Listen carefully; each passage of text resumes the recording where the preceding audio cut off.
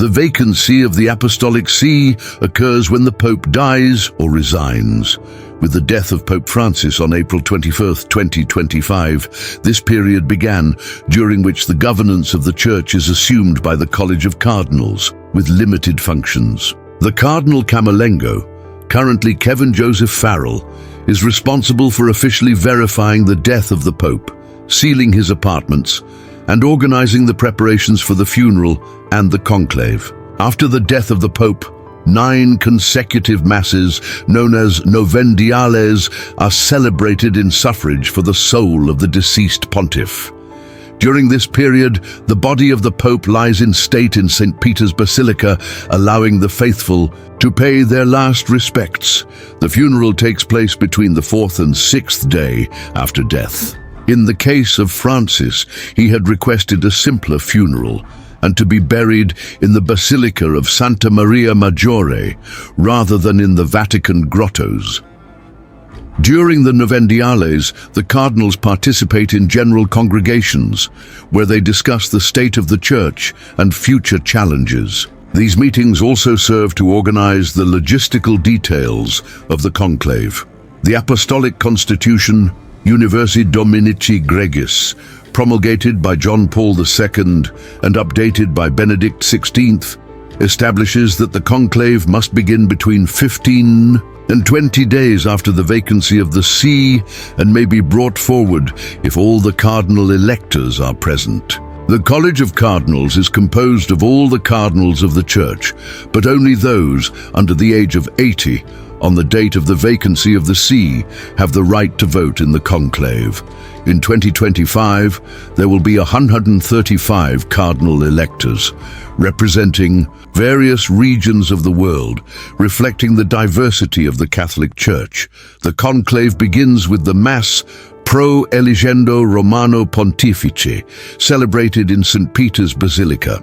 After the Mass, the cardinals proceed in procession to the Sistine Chapel, singing the hymn Veni Creator Spiritus, invoking the Holy Spirit to guide them in the election of the new Pope. Once in the chapel, the order Extra Omnes is pronounced, requesting that all non-participants in the conclave leave, closing the premises to ensure absolute secrecy.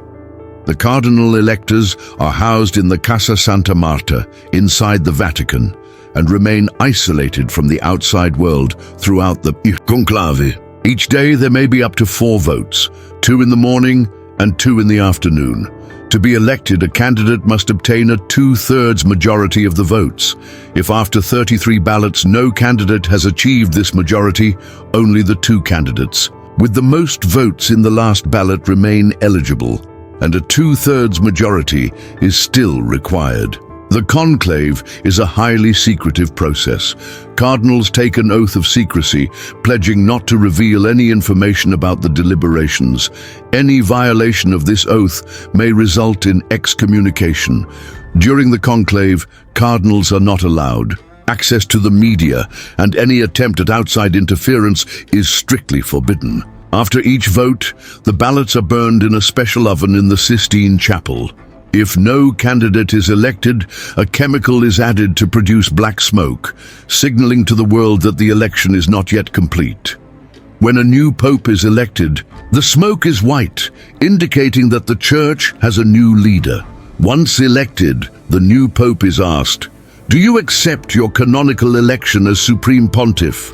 If he accepts, he is asked, "By what name do you wish to be called?" The new pope chooses a papal name, following the tradition of his predecessors. He is then clothed in the papal vestments and receives homage from the cardinals. After acceptance, the cardinal protodeacon appears on the central balcony of St. Peter's Basilica and announces to the world, "Annuntio vobis gaudium magnum, habemus papam." I bring you great joy, we have a pope. The new pope then appears, blesses the crowd with the Urbi et Orbi blessing, and begins his pontificate.